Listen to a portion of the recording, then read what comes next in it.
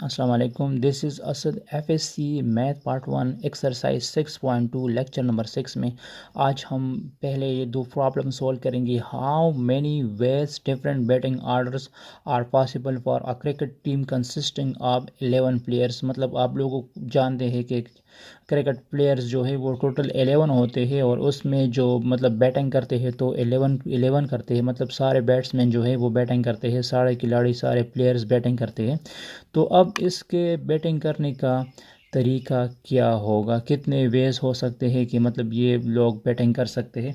तो यहाँ पे आप लोग देख सकते हैं, मैं सपोज़ इस तरह ले सकता हूँ कि हमारे पास टोटल 11 प्लेयर्स है। कितने प्लेयर्स है टोटल? हमारे पास 11 प्लेयर्स है। सपोज़ एक ए है, B C D E F G H I J K 1 2 3 4 5 6 7 8 9 10 11। ये टोटल कितने प्लेयर्स हुए? 11 प्लेयर्स हुए। ठीक है, अब इन 11 प्लेयर्स का बैटिंग करना है तो ये डिफरेंट आर्डर से बैटिंग करना चाहता है। मतलब पहले ये एक तरह का एक अरेंजमेंट हुआ कि पहले ए कह देगा कि मैं बैटिंग करूँगा, फिर बी, फिर सी आएगा। अब बी कहता है कि मैं बैटिंग करता हूँ, फिर ए आपके पास आ जाता है, फिर C D E F G H I J K, मतलब ये एक तरह का अरेंजमेंट हुआ। अब सी कहता है कि नहीं पहले मैं बैटिंग करूँगा, तो C A B D E F G H I J K ये हो सकता है। इसके अलावा जे कहता है कि चलो मैं पहले बैटिंग करता हूँ, तो फिर J A B C D E F G H I और के हुआ। तो इस तरह सपोज़ एफ कहता है कि मैं पहले बैटिंग करूँगा, फिर बी कहता है कि मैं पहले, फिर थर्ड पे ए आ सकता है, C D E F G H I J K. ठीक है, तो अब ये नंबर ऑफ वेज है। ठीक है, इसको कहते हैं नंबर ऑफ वेज। तो अब इसके बैटिंग करने के कितने नंबर ऑफ वेज हो सकते हैं? तो टोटल प्लेयर कितने हैं? टोटल प्लेयर 11 प्लेयर्स है और ये सारे बैटिंग करेंगे। ठीक है, ये सारे लोग जो है बैटिंग करेंगे। तो फिर मैं आपको कह चुका हूँ कि फॉर्मेशन में जब मतलब नंबर ऑफ एलिमेंट्स और सिलेक्शन एक जैसे आएंगे तो फिर आप लोग, एक मेथड ये है कि आप लोग डायरेक्ट लिख सकते हैं एन फैक्टोरियल। क्या लिख सकते हैं? एन फैक्टोरियल लिख सकते हैं। ठीक है, क्योंकि जब आप ऑल टर्म्स की सिलेक्शंस करोगे तो फिर आपको डायरेक्ट लिखना है एल फैक्टोरियल। तो एल यहाँ पे मैं लिख दूंगा 11 फैक्टोरियल, क्योंकि यहाँ एन की वैल्यू आएगी हमारे पास 7 आएगी। ठीक है, तो यहाँ 11 फैक्टोरियल की वैल्यू तकरीबन आप जब कैलकुलेट करोगे तो 3991680 आ सकता है। ठीक है, ये मैंने डायरेक्ट किया। और अगर आप इसको फॉर्मूटेशन की फार्मूले से करोगे तो फॉर्मूटेशन की फार्मूले से इस तरह कर सकते हैं कि एन बी 11 होगा और आर बी 11 होगा, क्योंकि ऑल प्लेयर्स मैच खेलना चाहते हैं, ऑल ऑल प्लेयर्स बैटिंग करेंगे। तो यहाँ एन बी 11 होगा और आर बी 11 होगा। तो फिर हम फॉर्मूटेशन का फार्मूला इस तरह यूज़ करते हैं, n P r is equal to n factorial n minus r factorial आ जाएगा। ठीक है, तो यहाँ पे आ जाएगा 11 फैक्टोरियल 11 माइनस 11 फैक्टोरियल आ जाएगा। तो ये हो जाएगा 11 फैक्टोरियल इंटू 0 फैक्टोरियल, तो ये हो जाएगा 11 फैक्टोरियल। तो 11 फैक्टोरियल यहाँ से आप ये आंसर लिख सकते हैं 31600। ठीक है, दो मेथड से आप लोग कर सकते हैं। फॉर्मूटेशन फार्मूले से भी आप इसको कर सकते हैं और डायरेक्ट भी कर सकते हैं। ठीक है, अब यहाँ पे प्रॉब्लम 2 की तरफ आते हैं। प्रॉब्लम 2 इस तरह है कि problem 2, how many 3 digit numbers can be made from the digits 1 2 3 4 5 it if repetition is allowed. अगर उसमें रिपीटिशन अलाउड होगा और रिपीटिशन अलाउड नहीं होगा तो फिर हमारे पास कितने नंबर ऑफ वेज बन सकते हैं डिजिट्स के। ठीक है, इसका मतलब क्या है? इस क्वेश्चन का मतलब ये है कि टोटल डिजिट्स हमारे पास कितने हैं। टोटल नंबर्स हमारे पास है 1 2 3 4 5, मतलब एन हम ले सकते हैं 5। ठीक है, एन हम क्या ले सकते हैं? 5 ले सकते हैं। और मुझे 3 डिजिट नंबर बनाना है। मतलब 3 डिजिट नंबर का मतलब ये है कि यहाँ पे आपके पास यूनिट आएगा। ठीक है, यहाँ पे यूनिट हुआ, यहाँ पे 10 हुआ और यहाँ पे आप लोग 100 ले सकते हैं। मतलब आपको इस तरह नंबर बनाना पड़ेगा 123। आप इस तरह भी नंबर बना सकते हैं 231। आप इस तरह भी एक नंबर बना सकते हैं 321। आप इस तरह भी एक नंबर बना सकते हैं 132। इस तरह आप नंबर बना सकते हैं। तो इन 5 नंबर में से, ठीक है, इसके कितने नंबर आप वेज हो सकते हैं कि हम मतलब 3 डिजिट्स नंबर बनाएंगे। तो यहाँ पे आप लोग इस तरह कर सकते हैं कि एक पहला प्रॉब्लम ये है कि इसमें रिपीटिशन अलाउड होगा। रिपीटिशन इसमें क्या होगा, अलाउड होगा। रिपीटिशन अलाउड का मतलब ये है कि आप इस तरह भी नंबर ले सकते हैं 111। आप लोग इस तरह भी एक नंबर ले सकते हैं मतलब 112। आप लोग इस तरह भी एक नंबर ले सकते हैं 555। तो यहाँ पे देखो 231 में रिपीटिशन नहीं है, मतलब इसमें हमने टर्म्स को रिपीट नहीं किया है, ना 2 रिपीट हो चुका है, ना 3 रिपीट हो चुका है, ना 1 रिपीट हो चुका है। इस तरह ना इसमें रिपीटिशन है ना इसमें रिपीटिशन है, यहाँ मैंने रिपीटिशन की। तो जब रिपीटिशन आप लोग करोगे तो फिर कितने वेज हो सकते हैं, कितने नंबर्स कितने नंबर से हम मतलब कितने वे से हम नंबर बना सकते हैं, डिजिट बना सकते हैं 3 डिजिट नंबर। और जब रिपीटिशन अलाउड नहीं होगा तो फिर कितने नंबर हम बना सकते हैं। तो यहाँ पे मैं लिख दूँगा, मतलब यहाँ पे मैं इस तरह लिख दूंगा, यहाँ पे मैं लिख दूंगा यूनिट। यहाँ पे मैं क्या लिख दूंगा, यूनिट लिख दूंगा, क्योंकि पहला नंबर 0 से लेकर 9 तक ये यूनिट में आता है। फिर मैं लिख दूंगा 10 और यहाँ पे मैं लिख दूंगा 100। क्या लिख दूंगा, 100 लिख दूंगा। ठीक है। अब मुझे इन 5 में से सपोज़ यहाँ पे एक नंबर की सिलेक्शंस करनी, मैं यहाँ पे एक नंबर लिखना चाहता हूँ। वो 1 हो सकता है, 2 हो सकता है, 3 हो सकता है, 4 हो सकता है या 5 हो सकता है। यहाँ मैं पहले बात करूँगा जब रिपीटिशन अलाउड होगा। रिपीटिशन जब अलाउड होगा, रिपीटिशन जब अलाउड होगा तो फिर मैं यहाँ पे नंबर लिख सकता हूँ 5 5 5। मतलब 555 का मतलब ये नहीं है कि आप ये डिजिट लगाते हैं 5 नंबर लगाते हैं। इसका मतलब ये है कि नंबर ऑफ पॉसिबिलिटीज़ ये है कि हम यहाँ पे 5 नंबर लगा सकते हैं। यहाँ पे मैं 1 लिख सकता हूँ, 2 लिख सकता हूँ, 3 लिख सकता हूँ, 4 लिख सकता हूँ, 5 लिख सकता हूँ। ठीक है। आप लोग इस तरह भी लिख सकते हैं। मैं सपोज़ इसको ए नाम देना दूंगा, यहाँ बी, ये सी हुआ, ये डी हुआ और ये एफ हुआ। तो फिर अगर मैं यहाँ पे ए लिख सकता हूँ तो दोबारा यहाँ मैं दोबारा ए लिख सकता हूँ, यहाँ मैं दोबारा ए लिख सकता हूँ। अगर मैं यहाँ पे ए लिख दूंगा, बी लिख दूंगा, यहाँ मैं बी लिख सकता हूँ। इसको कहते हैं, इसमें रिपीटिशन अलाउ है।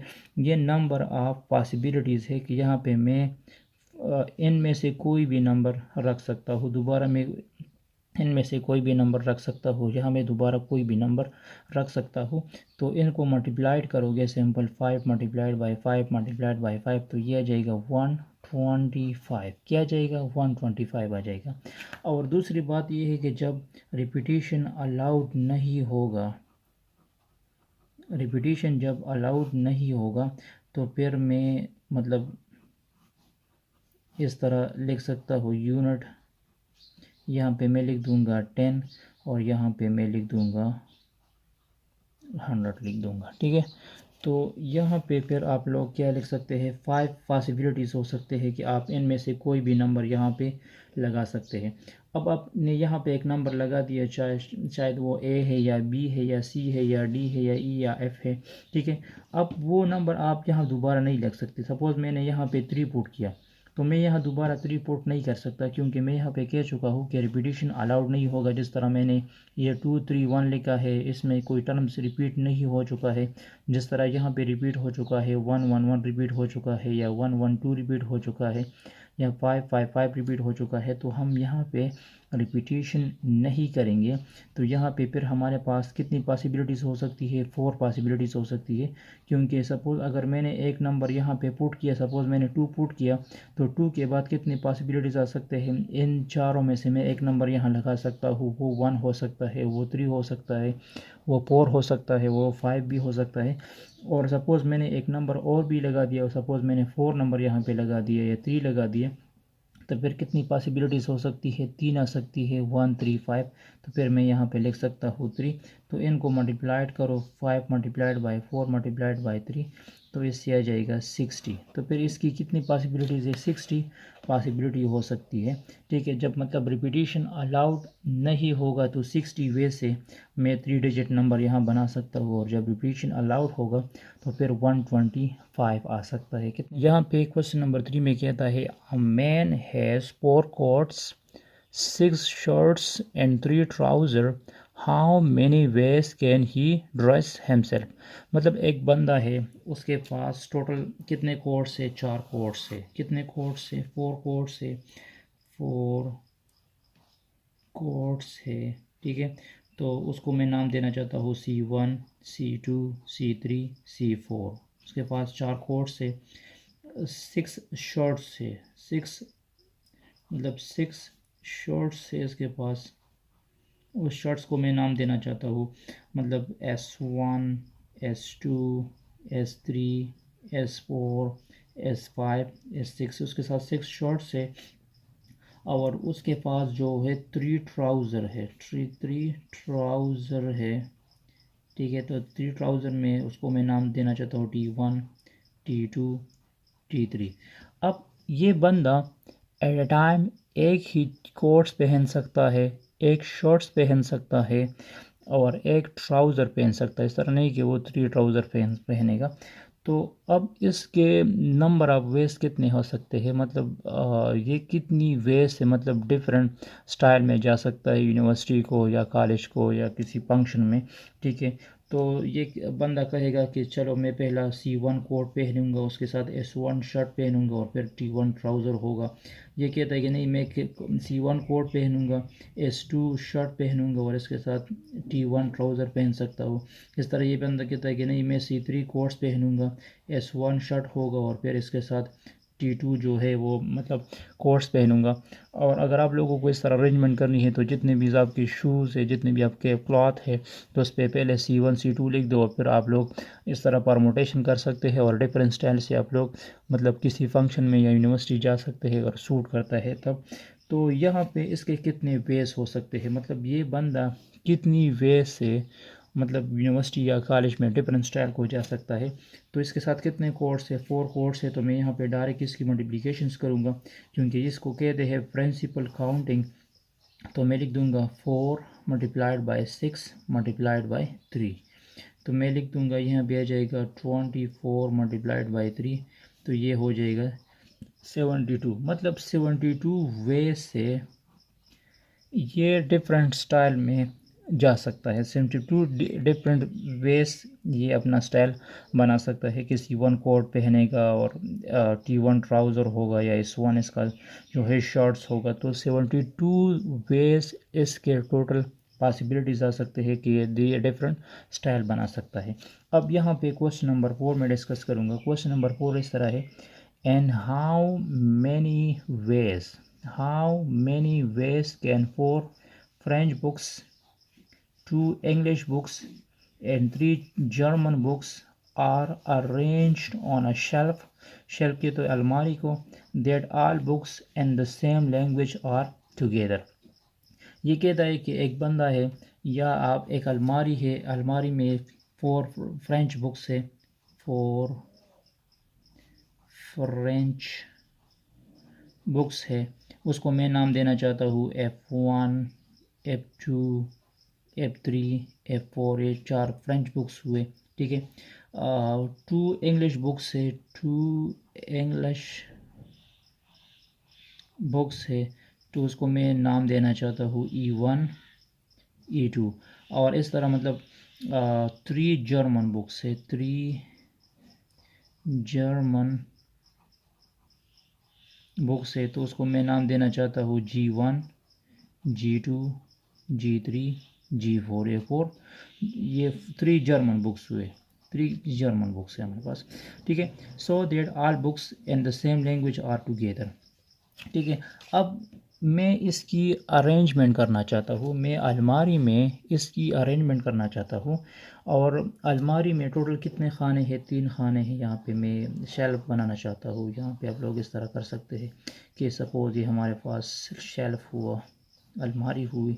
ठीक है, यहाँ पे मतलब मैं यहाँ पे फ्रेंच बुक रखना चाहता हूँ F1, F2, F3, F4। Condition ये है कि हर एक खाने में सेम तरह के बुक आप लोग लिख सकते हैं। जिस तरह मैंने यहाँ सिर्फ जर्मन या फ्रेंच बुक रख दिए, यहाँ पे मैंने इंग्लिश बुक्स रख दिए और यहाँ पे मैंने जर्मन बुक्स रख दिए।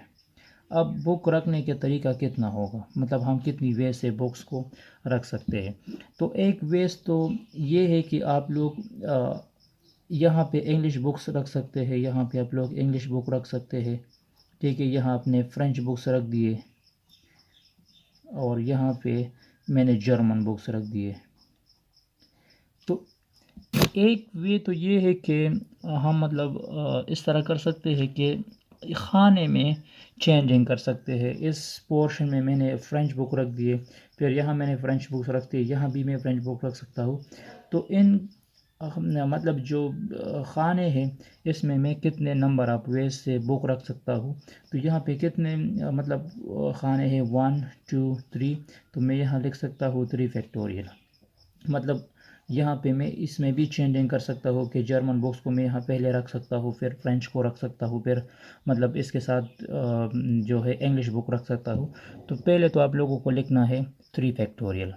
अब इसके साथ साथ आप लोग क्या करोगे, सपोज़ यहाँ पे फ्रेंच बुक्स है F1, F2, F3, F4, यहाँ पे E1, E2 है और यहाँ पे G1, G2, G3 है।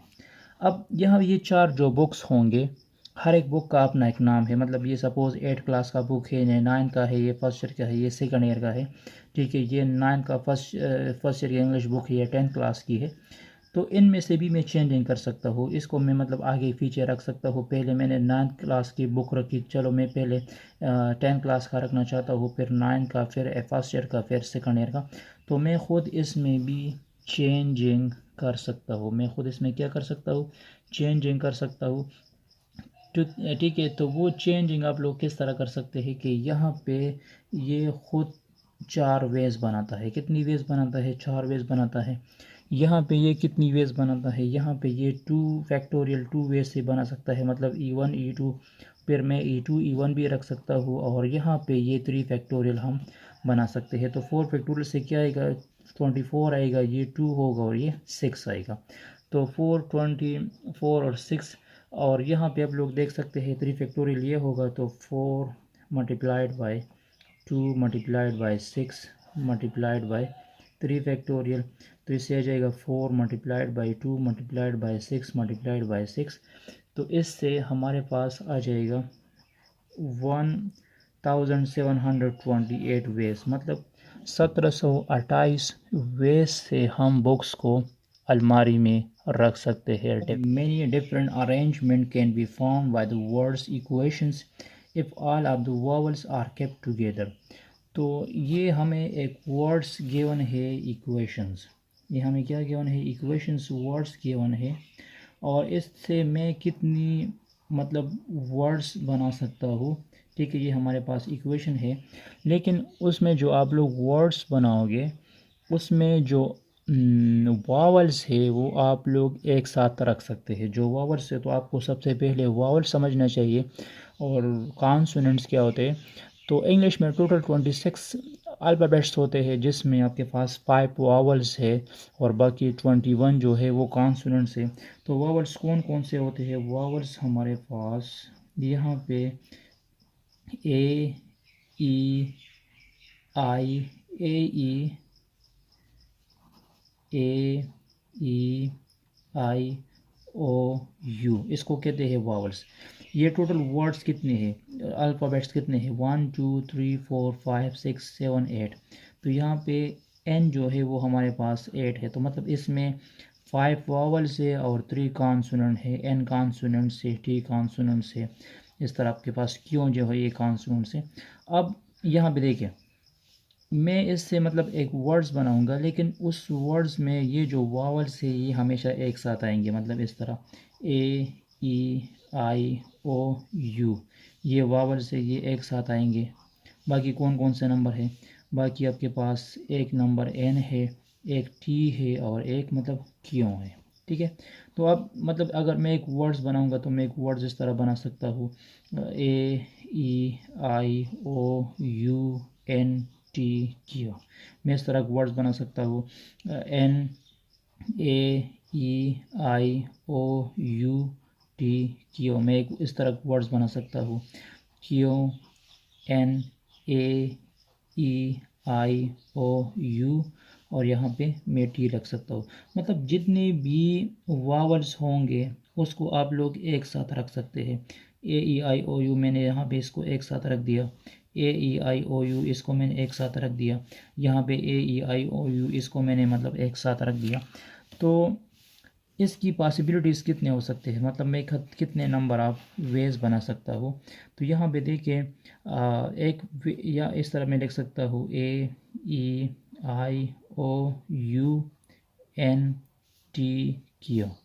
तो मतलब इसको आप लोग एक टर्म सपोज करोगे, एक वर्ड सपोज करोगे, एक अल्फ़ाबेट सपोज करोगे, तो एक ये हुआ और बाकी 3 ये हो चुके हैं। तो मैं पहले लिख दूंगा 4 फैक्टोरियल। 4 फैक्टोरियल इस तरह लिख सकता हूँ जिस तरह मैंने ये एग्जांपल दिया, मैंने ये एग्जांपल दिया, मैंने ये एग्जांपल दिया। तो यहाँ मैं लिख दूंगा 4 फैक्टोरियल। यहाँ मैं लिख दूंगा कि इसका एज ए होल पैर 424 वेज बन सकते हैं। कितने वेज बन सकते हैं? 24 वेज हम बना सकते हैं अगर इसमें हम चेंजिंग नहीं करेंगे। मतलब AEIOU में अगर मैं चेंजिंग नहीं करूँगा तो फिर 24 वेज आ सकते हैं। लेकिन अगर साथ में मैं इसको भी चेंज करूँ, मतलब कभी मैं ई को पहले लिखना चाहता हूँ, कभी आई को, कभी ओ को, कभी यू को, मतलब इस तरह मैं लिख सकता हूँ EAIOUNTQ। तो फिर मतलब यहाँ मैंने चेंजिंग की ना, तो ये टोटल खुद कितने वर्ड्स है? ये टोटल खुद जो है 5 वर्ड्स है। तो यहाँ मैं लिख दूंगा 5 फैक्टोरियल। क्या लिख दूंगा? 5 फैक्टोरियल, क्योंकि मैं खुद इसमें चेंजिंग कर सकता हूँ। तो यहाँ पे आप लोग देख सकते हैं जो 5 फैक्टोरियल आएगा, 5 फैक्टोरियल इक्वल है 120 का, और जो 4 फैक्टोरियल है, 4 फैक्टोरियल इक्वल है 24 का। तो जब इसकी आप लोग मल्टीप्लिकेशंस करोगे तो इससे आ जाएगा 2880, मतलब 2880 वर्ड्स आप यहाँ इससे बना सकते हैं। यहाँ पे आप लोग देख सकते हैं क्वेश्चन नंबर 6 में आप लोग इसको देख सकते हैं। A combination lock has 5 wheels with 10 digits from 0 to 9। How many 5 number of opening combinations are possible. मतलब अब जो ब्रीफकेस खोलते हैं तो हर एक ब्रीफकेस का अपना एक कोड होता है, या जिस तरह आप मतलब जो है यहाँ पे आप लॉक आ चुके हैं, लॉक में भी एक कोड होता है। तो यहाँ पे 5 कम्बिनेशन व्हील्स, 5 कम्बिनेशन लॉक से जिसके 5 व्हील्स है। 5 व्हील्स का मतलब ये है कि 5 व्हील्स से आप उसको ओपन कर सकते हैं, और हर एक व्हील्स पे नंबर है 0 से लेकर 0, 1, 2, 3, 4, 5, 6, 7, 8, 9। यहाँ पे 0, 1, 2, 3, 4, 5, 6, 7, 8, 9। इस व्हील पे भी 0 से लेकर 9 तक डिजिट से, इससे 0 से 9 तक डिजिट है, और इस व्हील पे भी 0 से 9 तक डिजिट है।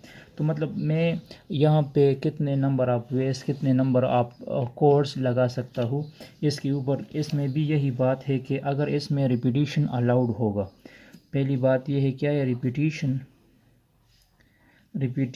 रिपीटिशन अगर अलाउड होगा तो फिर हम क्या कर सकते हैं, कितने व्हील से? 5 व्हील से, 1, 2, 3, 4, 5।